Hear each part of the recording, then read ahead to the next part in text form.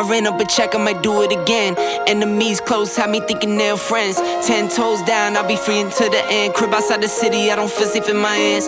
Took so many years, I'm just waiting for the wins. I'm in debt to no one but the one who took my sins. I do it for real, there's no reason to pretend. If I do it once, I do it again. Add it up, bankroll, euro, peso, add it up, I'm just doing me, everything is on me. Hello everyone, welcome to the Spot Real Talk. My name is Tiara. I'm Lawanda. I'm Tiffany. And I'm Ron. And we have our guest spotters on with us. Everyone, please introduce yourselves and let us know what city you're coming from. I'll start. I'm Helena, and I am in the great city of Chicago. Right. I'm Amber. I'm in the city of Washington, D.C. Oh, hi. I'm Nathan from London in the UK. And I'm Brandon. I'm coming from Sacramento, California. All right, well, welcome everyone. Ron, you want to bring in our special guest? I sure will. Hello. Hey, what's going on? How are you? I'm loving that closet. sweater. Right. Oh. Well, welcome, everyone. If you don't know, this is Anthony Fleming, the third, correct? Indeed, the third. Yeah. What's up, everybody? Third. What's going on? Yes, and Feeling. he is playing JP on the new Star series Force with Joe Sikora. So welcome. It's a pleasure to have you. Thank you for joining us. It's a pleasure to be here. How's everybody doing? All these beautiful faces and all these little squares. Check it out. It's like the Black Brady Bunch. Right. It's our version of Hollywood Squares. That's what it is. Yeah, Right. I can dig it. Yeah. We are so excited to talk to you. We are loving Force so far, and definitely very interested in your character, because I think it was such a surprise to all of us to find out that Tommy had a long lost brother. What? Tommy got a brother who's a brother? Come on. Right, exactly. Yes. Well, he had a brother that was a brother. Ghost. Oh, Ghost, yeah. But you know what I mean. From the same mother. Good brother. They're the same mother. Yeah, we'll say it like that. Right. So Yeah. I want to kick off the questions and ask you, because I think I have been one of the people that has been really skeptical of JP, just because this is power we're talking about. Nobody on this show is clean. Most definitely. I want to know what was JP's first impression of Tommy, and what are his intentions going forward in building their relationship? I mean, I think we saw his first impressions. I mean, he was shocked. It was a shocking reveal. I love how the reveal came about. Shout out to my man Joseph Sikora, because that was such a fantastic scene to shoot. It was the first day of filming for episode 1, and it was my first time to be in front of the camera in several years. I had been retired from acting. So that was day 1, scene 1. And, you know, I was all nervous. And for that to be the reveal, it was just great. I loved the energy that he put behind it. And it was shocking. You know, JP is definitely shocked that there is this shared past with this cat who just breezed into town. And neither one of them neither one of them know about each other. So it just, as we dig and uncover this relationship and this shared past, I think as more and more comes to light, it's definitely it's going to be interesting moving forward. I'm really excited for the Power universe to check it out. Awesome. So I want to kick it to Ron and bring a question. He's going to have a question for you next. Ron for the block. From the block. Hey, look, man, I'm really digging that heavy vibe you got in that voice, man. But, Oh, yeah. you know, I know you're Thank you. you're a voiceover artist as well. But my question is, JP plays a gifted musician that's toured several continents, but he finds himself back on the in one of the worst neighborhoods of Chicago. What brings him back to Chicago? I think his dad is his anchor. His dad is Herman. That's the name of the club, actually. It's called Herman's. His dad is also a gifted jazz musician. And when part of the backstory is, you know, Herman raised JP. So he just took them with him all over the world and taught them everything he knew about jazz, about music, about performing. And him opening this club, they own it together. So this is a dream of JP and Herman's. It's really Herman's dream that JP is a part of and fighting to keep alive because of how much he honors his father. His father is his hero. So I think Herman is the thing that anchors him here to Chicago, which is why it's so, when we meet JP, he is losing parts of himself. He's losing, his father is very sick. So it's putting a financial strain on JP. So he's losing the club from the bank. It's in foreclosure. And he's also losing the club because it's getting shot up by these gangsters on a regular basis. And he has no idea why he is the target of these attacks. So he's in this desperate situation. Not only can he lose his father, he can lose his father's dream. So this is the thing that anchors JP. And this is what he wants to fight for. Because that's one thing which is similar between JP and Tommy, is their need for this family connection. If you look at all the relationships in Tommy's life coming from the original show, he has craved that relationship and really thrived when he's been in a relationship, you know, with Ghost and Ghost's family, with Tasha and the kids, with Lala, not Lala, I'm sorry, with Keisha, with Keisha and Cash. And one thing I love about Tommy is his, if you watch the show, his relationship with kids love Tommy, and he has such a great rapport, you know, with Tariq, and from everybody from Tariq to the lawyer's kid, the little girl, you know, there's always some type of interaction that's so genuine and sweet, such a sweet, unexpected moment, like from this gangster, you know, from Tommy. So they crave this family connection, and they want that, and this is a chance, an opportunity, maybe, if JP can prove trustworthy to Tommy, because we all know that's the main thing with Tommy. Right. He got to trust you, and he's not going to have people around him in his world he don't trust. But once he does, he's going to have to make a decision. You know what I'm saying? How do I protect this cat? Do I pull him closer to me, or do I push him further away? So that's what Tommy's going to have to decide. That's a good point. Good point. Excellent. All right, LaWanda. Yeah. LaWanda. Oh yeah. I love it. So you have the good fortune of being able to shoot in your city. So do you feel any pressure to represent Chicago well and to show its best side, since, you know, this show is going, we have a guest from the UK, so it's going all over the world. I love we have a guest from Chicago too. Yeah, Chi-Town stand up. Let me tell you something. That first, when the show premiered, I was in my living room like a lot of y'all, you know, with my family. I live on the northwest side of Chicago, so I had my family over. Some of my family, they are huge Power fans since Jump. So the opening shot, and they showed our skyline, our lakefront, and in unison, without anyone saying anything, everybody just raised their glass, and we all were just like, oh, I mean, it was such a big, prideful moment. I mean, when you are from here, you are proud to be from here. I mean, that's probably true everywhere, every city, wherever you're from, but definitely here in Chicago, in the Midwest, you know, Chicagoans love being from Chicago. And for us to see our city the way that it's been portrayed on PowerBook IV Force, it's beautiful. You know, there's a lot of, I've heard it said about Chicago that it is a city that can both fill your heart and break your heart at the same time.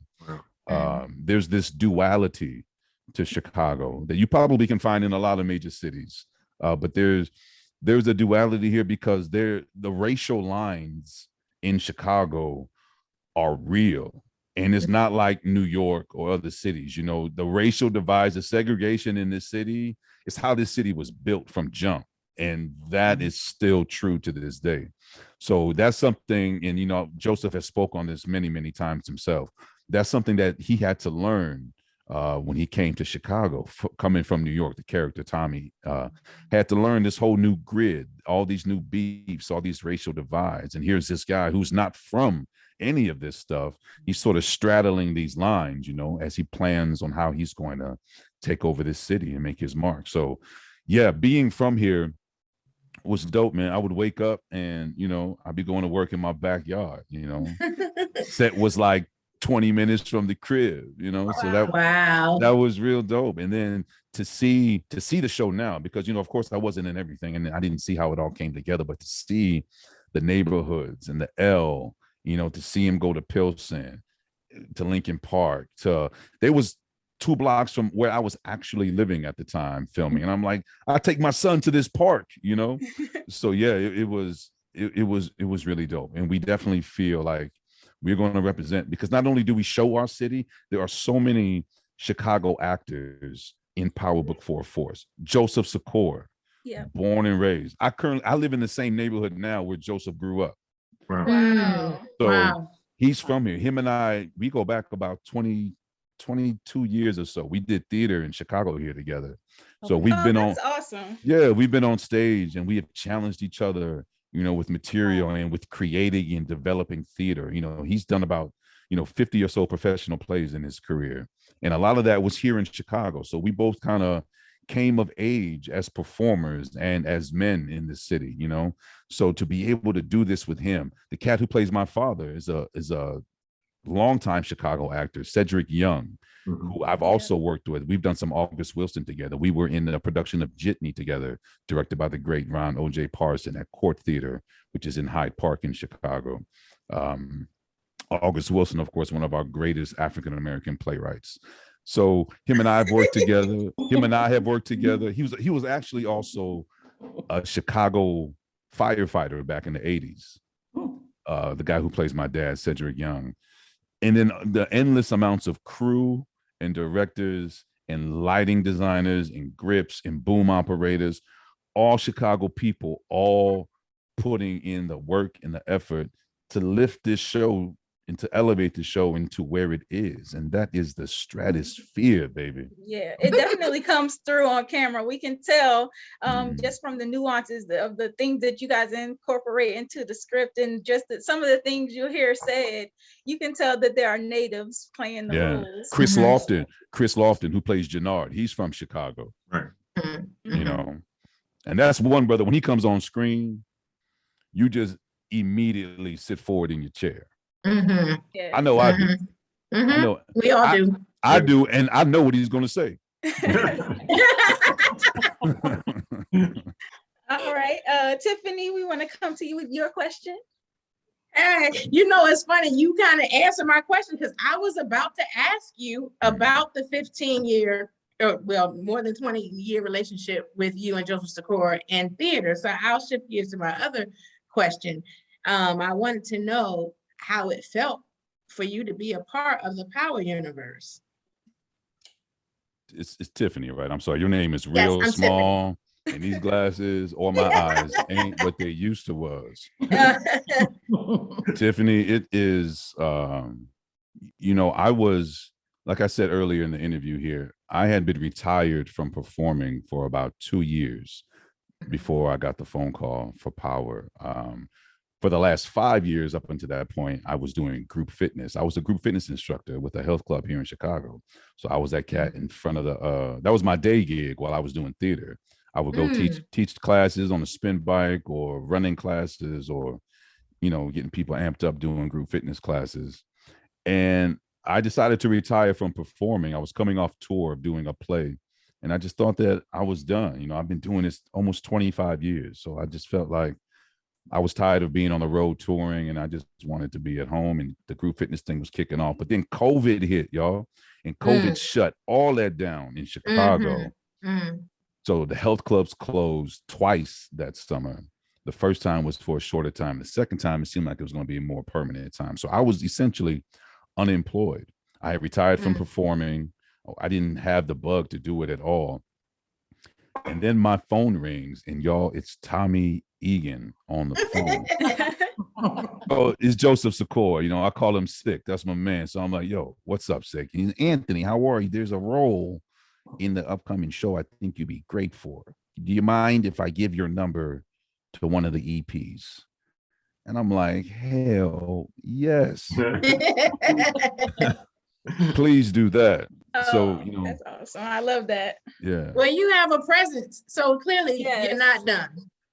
No, it's funny. it's funny how your life unfolds, Miss Tiffany. You know, you never know. You never know. I definitely feel reinvigorated now, especially coming back and working on a project that is so special to so many people. Special to me to be able to work with Sakura and everyone else in the cast to create this, and to be older now, and you know, as a man, as a father, as a performer, and to be able to sit back and just, you know, just appreciate this moment differently than I would have if it happened when I was 23 instead of 43, you know. So I love just being in a moment. Like people, you know, you get asked, what you gonna do next and next, and you know, that stuff, it's gonna be there. That stuff's already written, you know. I just want to enjoy this particular moment because it's never gonna come around again like this. So just enjoy this, indeed. Amen. All right. We're enjoying you. Yes, for sure. Helena, I want to come to you because you look like you just been itching in your seat. Yes. Well, I'm in Hyde Park, of course. I'm there from you go. Hyde Park. And obviously, when I watch the show, I can tell like they look like Northwest Chicago, and they stay on Lake Street because I'm looking at the green line, like the whole town. Like Tommy done ran up and down Lake Street quite a bit to Lakeshore Drive. Tommy live off Lake Street. I can see that. Yeah. Especially when he came downtown. I'm like, wait a minute. Now he's over there on Lakeshore Drive quite a bit. I said, okay. So I can peep where they are. But as far as the character, I was wondering, it seems for me, it wasn't clear whether or not your character is clear or has an idea of what exactly, how Tommy came up with this 10K that your character was asking about, you know, dad's sick and all of that, and Tommy just shows up with a knot. Like, what does he think Tommy work a 9 to 5? Oh, he's not really at that point from what we can see, because Tommy don't have no suits on. Tommy rolled in with rolls of money and saying, here, take this. And although I did notice JP being a little like, hold on, hold on now, wait a minute. Right. But then he took the money anyway. So yeah, he did. Yeah, he did. So it's and then there was the scene with the dad. Dad looked a little suspicious about. I love that look. Did you see the look he gave him? Did y'all see the look? He was like, hold on now, what's tea? So I was curious at this point.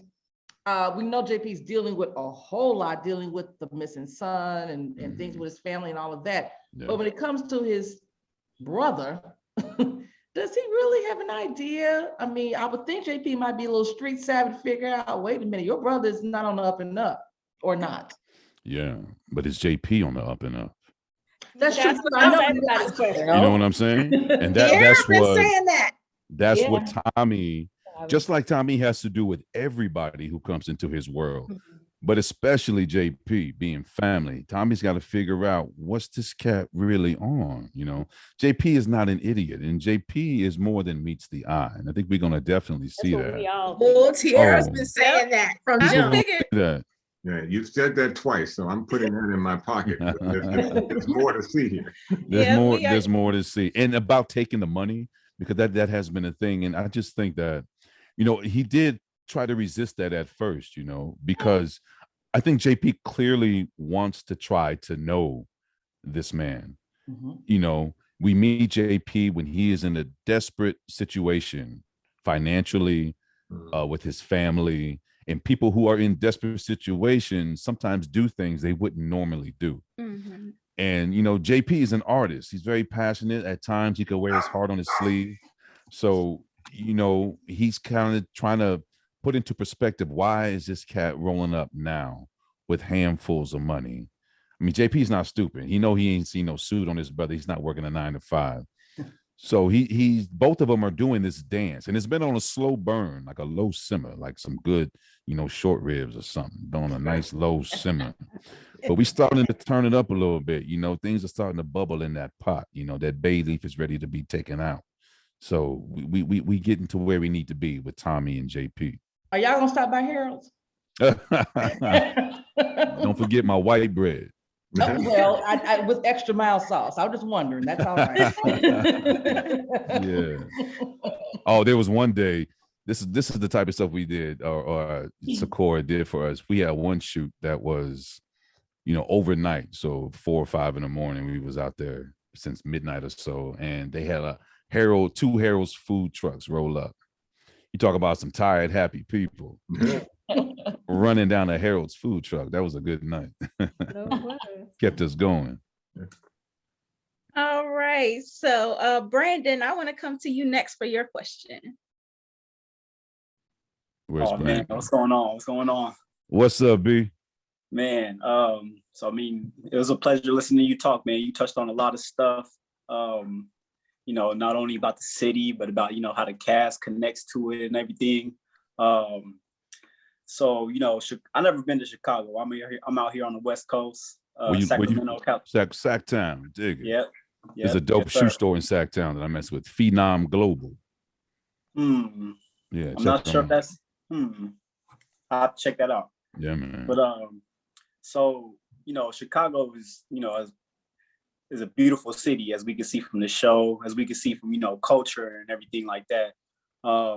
So can you touch on somebody like, you know, your character, JP, how he's like, you know, he's clean and he's just trying to run his business and do the right thing. But, you know, that beautiful city, every beautiful city has a dark side.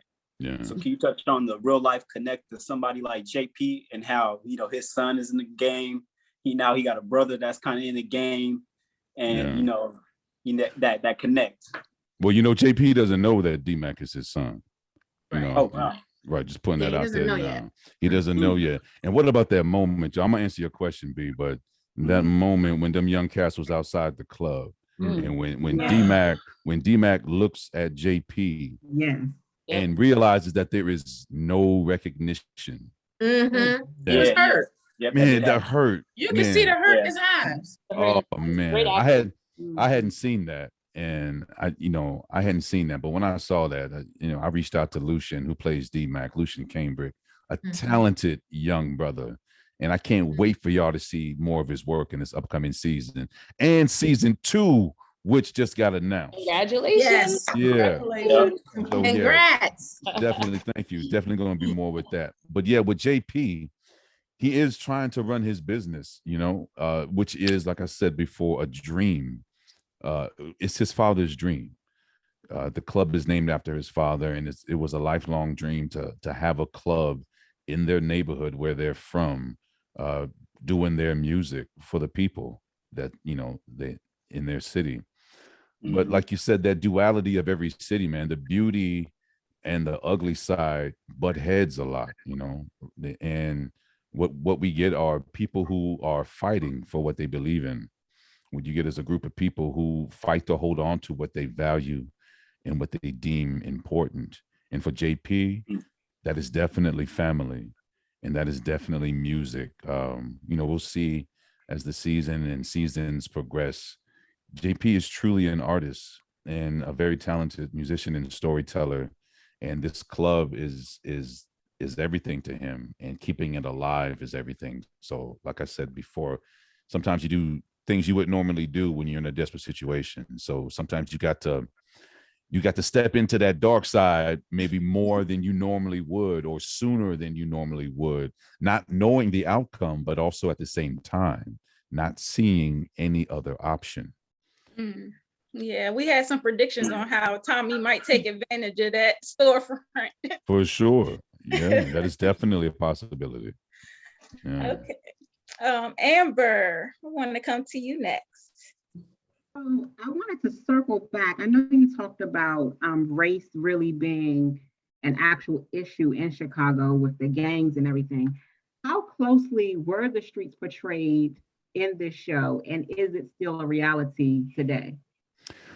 It is a reality. We did take some artistic license as far as, in Chicago, it's not like a white gang versus a black gang. That's not how it works in Chicago. There is just some artistic liberty with that. But yeah, gangs are definitely a big part of our city. And there are a lot of our young people who are wrapped up in really bad situations, some by means of just circumstance. And it's really sad. It's really heartbreaking just to see the promise of some of these young people, and there's really no outlet being created. There are there are different organizations and grassroots organizations that are doing things and trying to, you know, make noise and kind of steer things in the right direction. But, you know, it's about each of us, I feel, doing what we can as far as being a role model and a positive influence and trying to give kids outlets and other things to do and to put their energy. But at the same time, you know,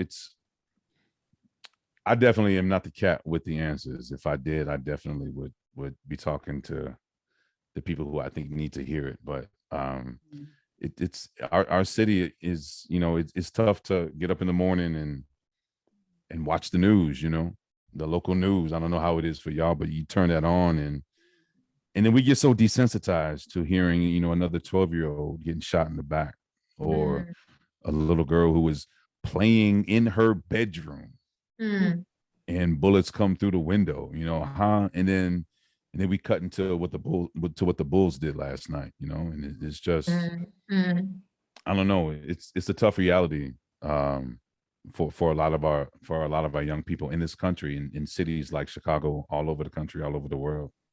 So yeah, it's definitely something that we'll see, especially portrayed through the eyes of D-Mac, which, you know, I think he's representative of a lot of young cats in Chicago, with just an abundant amount of energy and character and talent and promise.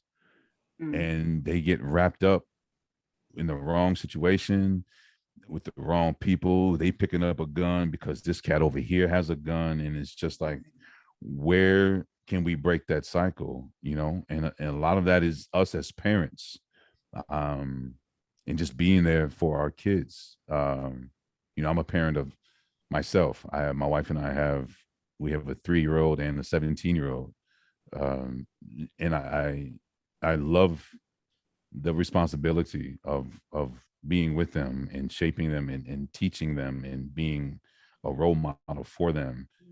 So they can go out here in the world and, you know, do what they're supposed to do and make their mark. But there's so many of our young people who don't have that, and they turn to the streets. And that's, you know, anytime you have to turn away from home to find those things, it's a problem, you know? So it's about us, especially in our community, in our African-American community, about establishing that home structure, which is so important. Kids, they don't have it. You know, my son's in high school, and, you know, we rap about some of the kids in his class and in his school. And, you know, my heart goes out to some of these cats, because I know how my son has grown up, and I know the things I've tried to instill in him and have him around his family, and how I want him to hold family. And a lot of cats just don't have that, and they find it in other places that maybe they shouldn't, or maybe the consequences are too much. You know, it's too life and death, but there is no other outlet. So yeah, we'll see that through D-Mac. Also, Ahmad Ferguson, who plays Marshall, his homie, also in the CBI. He's another young talented brother who does a ton of work on film and on TV. So through their portrayals, you really get a glimpse into the youth here in Chicago.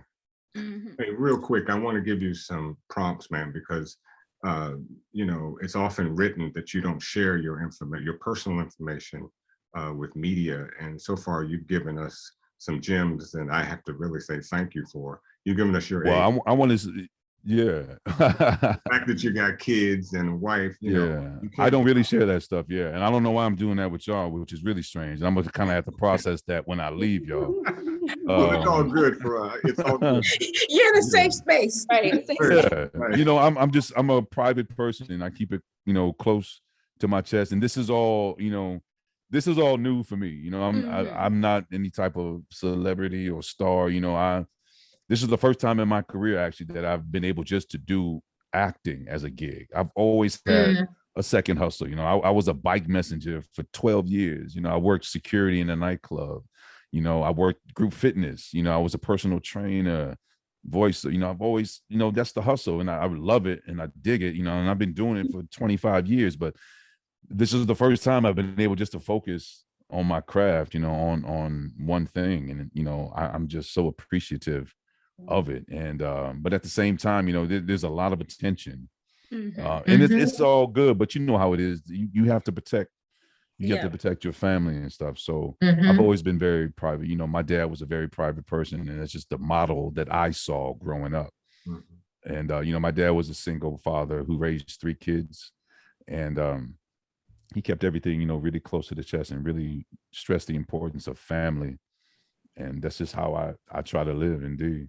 You know, That's I'm a, cool. yeah, yeah, But you know, power is going to change that for you now, right? I mean, as far yeah, as this being your gig, it's going to open up more opportunities for yeah. you. You So know, yeah, you you know, won't have to what's worry about no bike messenger or even the fitness gig and stuff. You're probably not going to have time for any of those things now. yeah, well, you know, I accept any roles that are just, you know, with beautiful, talented, humble, hardworking people who want to story tell, because that's what I'm all about. In Chicago, we all about the work. You know, this ain't LA. You know, we have our own kind of mentality and vibe here. You know, which I love. I love being from here, and you know, I just it's about the work and to be able to represent the city and to represent, you know, all the people, you know, who I worked with in theater, who have got me to this point, all the directors, other actors. Because, you know, I didn't go to college. You know, I started working pretty much right after high school. I went to college for 1 year.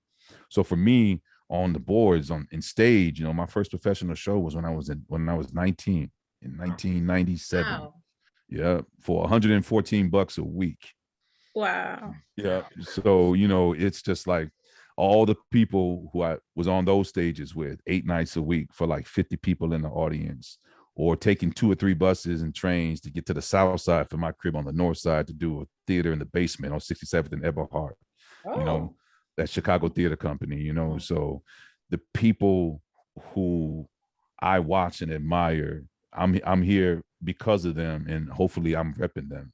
You know, when I was out there on the street dodging traffic with those other bike messengers, and they knew I was doing this play, or I was like, "Oh man, you the cat from Prison Break. You know, you gonna keep doing your thing. You're gonna be something. You know, you're gonna keep moving up. You know." And it's like, all right, man, cool. So I'm like, I'm here for all them cats, and that's why it's great to see, because I know those cats are still out there pulling for me and cheering for me, and like, yeah, you remember Anthony? Look what this cat's doing now. You know, so it's all love and it's all blessings.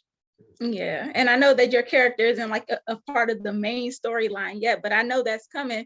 But even in the scenes that you have a very strong presence, and your impact is always like very intriguing. It's like, what else is there? I know we're just scratching the surface of JP. Yeah, thank you so much. Which, you know, I always felt that the stuff, you know, most of my stuff is with Tommy, you know, so I always felt that our scenes are on a different frequency than the rest of the show, than a lot of the show, you know. And at first I was a little concerned, like reading the script, thinking like, are people going to check out, you know, waiting for other stuff of the show. But I think people are kind of leaning in a little bit or leaning into it now, and knowing where it's going to go. I'm really excited for people to see the back half of this first season, because, you know, the JP Tommy, it's going to be, it's going to unfold nicely, and I'm really excited, and not in the way you might think. So Good. yeah, I'm We're hoping that it'll excited. be good, because Yeah, I'm nervous because we want the reveal. We want you to be connected to DMAC, but you know, power doesn't always have happy endings. So one of the things that we talked about in our recap, we were afraid that somebody might die before the truth come out, and we're that like, could no, happen. you know. So I'm like, please don't let that happen before you guys are reunited. Yeah. Right. If we're reunited. See, that's You what know? I'm talking about. Right? Well, it's prologue, so hey, what can we say? Yeah. Anything can happen, and anything usually does in the power universe. Right. Okay. Well, we got 2 more. Nathan, I want to swing to our UK brother. What's up? What's up? I'm good. Nice to meet you. Nice to meet you, brother. Cool. You say that JP's maybe got a dark side, possibly. Obviously he doesn't know about Tommy yet and his son, and how that whole relationship dynamic's going to work. Do you really think that? What am I trying to say?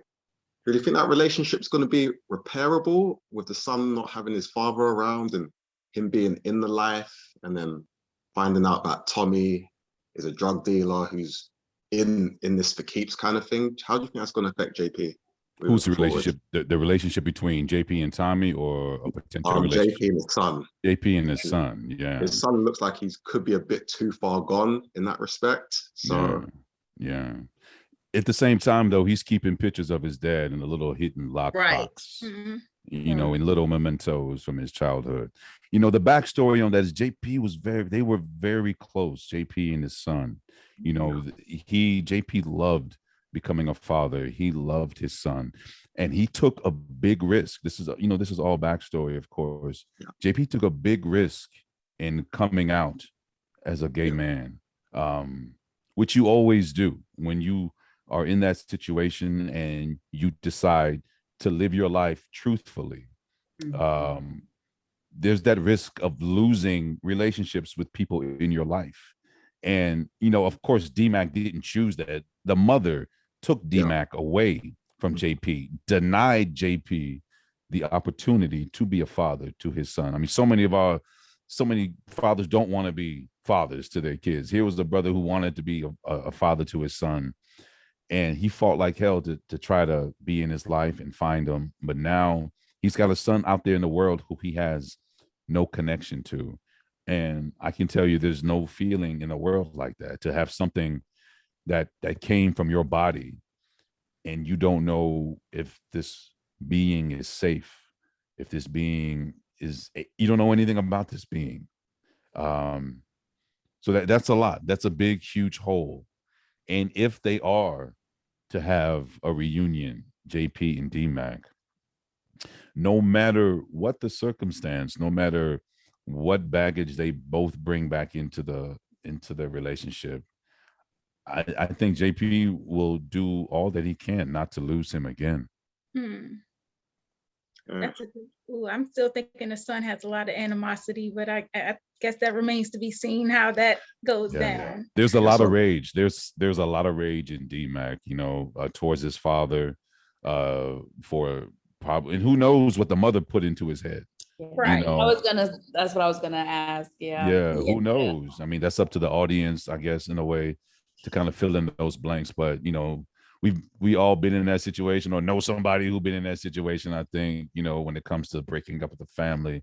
So, you know, that's a tough situation there. And who knows how deep all that goes inside of DMAC. And, you know, is something going to happen where they can get past that? Because it's not going to be instant. It's not going to be overnight. It's going to start a process towards healing. You know, healing is a process, and there's a lot of stuff that would have to happen before they even got to a place where they can entertain the idea of being in each other's life. Okay. Well, I want to kind of be cautious of the time. Monique, we're just going to wrap up with your last question for Anthony. Okay.